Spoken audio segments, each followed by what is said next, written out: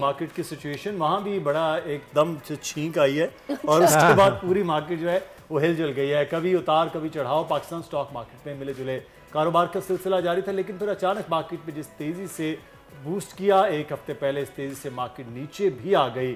कोई दो राय नहीं कि छोटे सरमायाकारों का एतमाद बहाल नहीं हुआ था और मुसलसल तेज़ी के साथ बावजूद भी मार्केट स्टेबल नहीं रही।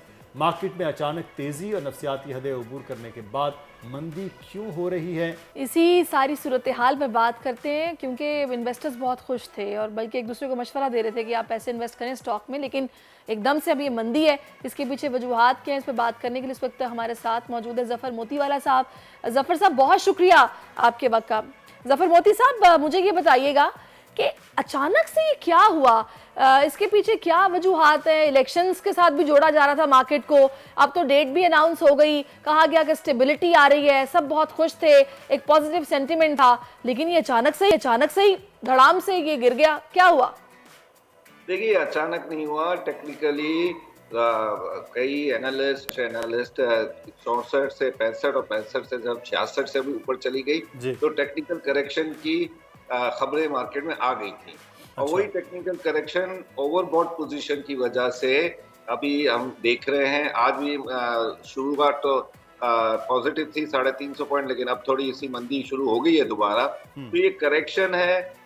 इसमें जो वेरिएबल्स आप कहेंगे जो जुज है वो इलेक्शन की पहले एक रूमर भी उड़ी थी कि लेट हो जाएंगे, तो वो हमारे यानी डेमोक्रेटिक जो प्रोसेस है उसके ऊपर एक सवालिया निशान आ गया था, तो मार्केट पहले ही जिटरी हो रही थी। फिर एक हम फिनोमेना कहते हैं कच्चा लेन वो होता है जो वो इन्वेस्टर जो अचानक जंप करते हैं थोड़े दिनों के लिए रकम लेकर, जो रकम उनकी किसी और प्रोग्राम के तौर पर वो निकालते हैं, मार्केट में इन होते हैं और फिर थोड़ी देर के बाद वो जब थोड़ा प्रॉफिट होता है तो अपने स्टॉक्स बेचना शुरू कर देते हैं, क्योंकि वो लॉन्ग टर्म नहीं होते, शॉर्ट टर्म होता है। तो शॉर्ट टर्म उनके पास इन्वेस्टमेंट होती है, तो उन्होंने हाई एंड को देखकर स्क्रिप्ट्स बेचना शुरू किया।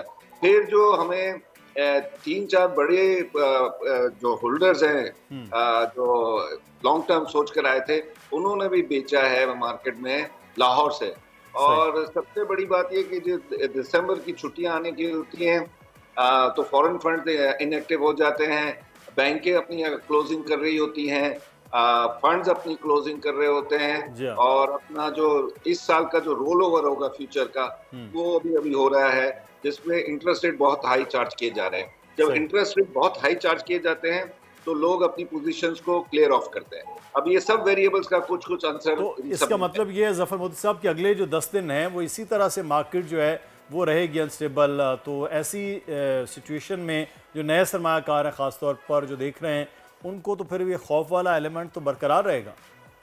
देखिए, अगले 10 दिन तक तो मुझे नहीं लगता है ये फिनोमेना चले, लेकिन हाँ इस पीक तक तो ये चल सकता है कि मार्केट डायरेक्शन लेस रहेगी और नेगेटिविटी की तरफ चलेगी, क्योंकि उस टाइम तक ये रोल ओवर भी सुलट जाएगा, बैंकिंग भी अपने अकाउंट से वो कर लेंगी, क्लोजर की तरफ ले जाएंगी 31 दिसंबर से पहले। और जो फॉरेन फंड्स हैं वो तो आते हैं जनवरी के 5 या 6 तारीख को रीएक्टिवेट होने, लेकिन इस दफा एक अच्छी बात यह है कि वो आएंगे तो दोबारा री एंट्री इसलिए ले लेंगे कि डॉलर रुपए की पैरिटी बड़ी स्टेबल है, और ये जो चीज होती है फॉरेन फंड्स मैनेजर हमेशा देखते रहते हैं। अच्छा ज़फ़र साहब, थोड़ा सा ये भी मुझे बताइएगा कि टेक्निकलिटीज़ की तो आपने बात की मार्केट की, लेकिन ये दूसरे अवामिल हैं जो कि मैंने इलेक्शंस की बात की और एतमाद की बात की, जो कि कुछ बहाल हुआ, फिर डेट अनाउंस हो गई, क्या ये भी कोई असरअंदाज होते हैं मार्केट पे, या फिर इनका कोई अमल दखल नहीं है, बस ये मार्केट की टेक्निकलिटीज़ होती हैं?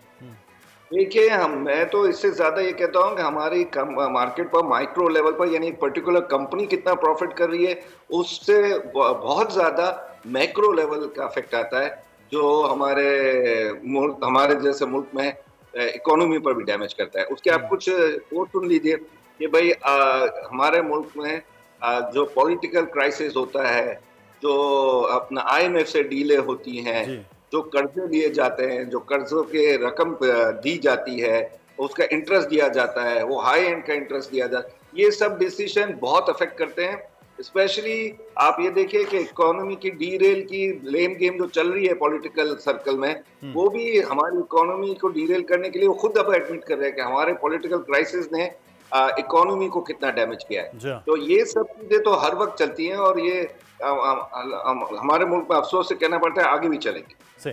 तो फाइनली सिर्फ ये हाँ या ना में बस जवाब दीजिए, परेशान होने की जरूरत तो नहीं है इस वक्त जो एकदम डिप लगा है?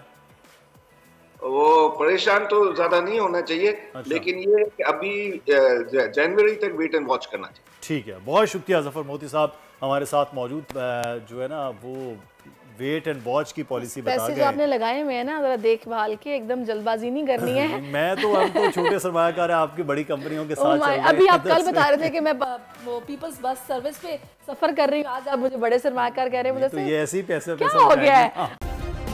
सब्सक्राइब करें और बेल दबाएं ताकि कोई खबर रह न जाए।